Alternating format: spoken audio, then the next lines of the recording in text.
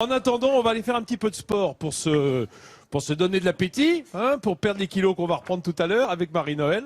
Marie-Noël, tu nous emmènes du côté des plages, là. Du côté des plages, du côté des chars à voile. Les chars à voile, il paraît que ça remonte à l'Égypte antique. Ici, c'est quand même plus récent, mais ça fait un siècle qu'on pratique.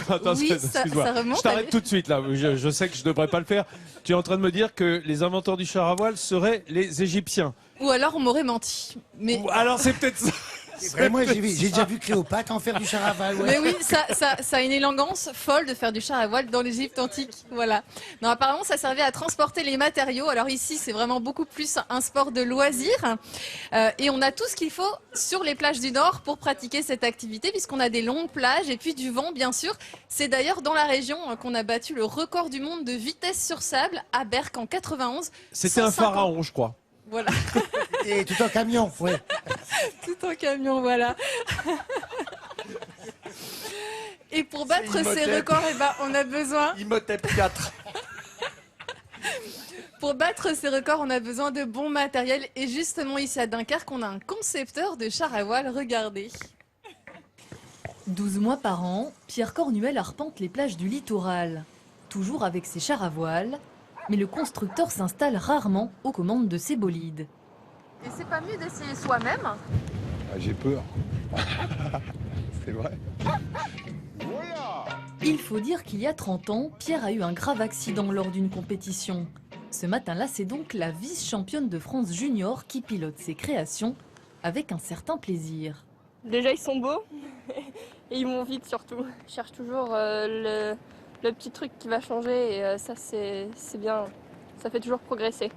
Le palmarès de Pierre Cornuel est d'ailleurs impressionnant. En 2008, ses chars ont raflé dans leur catégorie toutes les médailles au championnat du monde. Je trouve tout le temps des nouveaux trucs, tout le temps. Juste de les regarder rouler, je comprends les défauts qui viennent du pilote, les défauts qui viennent du char, et direct, je vais essayer de compenser les défauts du char, ou par le char, essayer de compenser les défauts du pilote.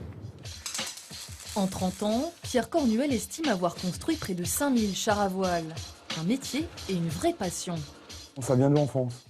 Dans l'enfance, j'avais déjà fait un char à voile qui ne marchait pas, qui ne roulait pas, parce que je ne savais pas ce que c'était qu'une voile et tout ça, mais ça a toujours été en moi. Ça a un côté fantastique quand même, le char à voile. Quand vous regardez ce machin passer dans un silence absolu, c'est beau.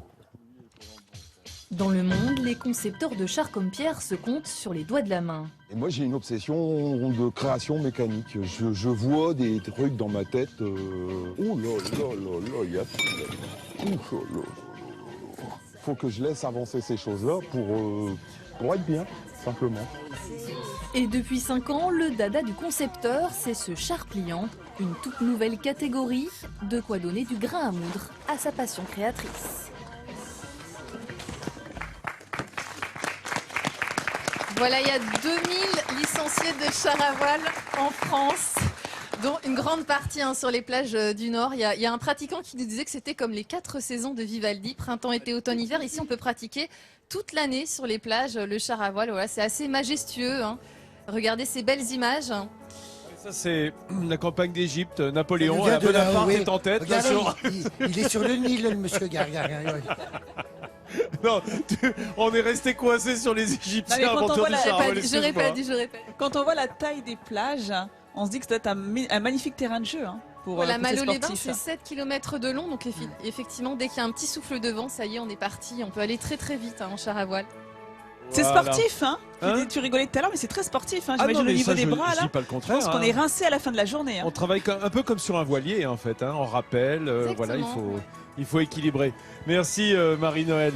Dis donc Marie-Noël, puisqu'on reste là ce week-end et qu'on n'a pas le temps d'aller en Égypte, on va peut-être pouvoir regarder... Non mais il y a du sport sur France 3 Hauts-de-France. Il y a du sport à ne pas louper ce week-end, c'est l'Enduropal, ça se passe au Touquet. Ah, l'enduro du Touquet. Voilà, l'Enduro du Touquet. Ah, génial. C'est la plus longue course de sable en moto au monde. Il y aura 2000 participants, il y aura 280 000 spectateurs. C'est très spectaculaire en général parce que les concurrents galèrent complètement dans les dunes de sable. Et la première moto avait été inventée par Nefertiti. S'il te plaît, Jean-Phi, ne m'enfonce pas plus. Voilà, et ce sera le coup d'envoi, ce sera dimanche à 11h30 et toute la course est retransmise en haute définition sur France 3 Hauts-de-France. Merci Marine. On regardera ça. En espérant que de plus en plus, je crois que c'est le cas d'ailleurs, il y a de plus en plus de motos électriques. Parce qu'on se doute que l'environnement c'est important ici sur la côte, donc on a évidemment de moins en moins envie d'avoir des gaz de fumée. Le moto électrique ça progresse bien quand même de nos jours.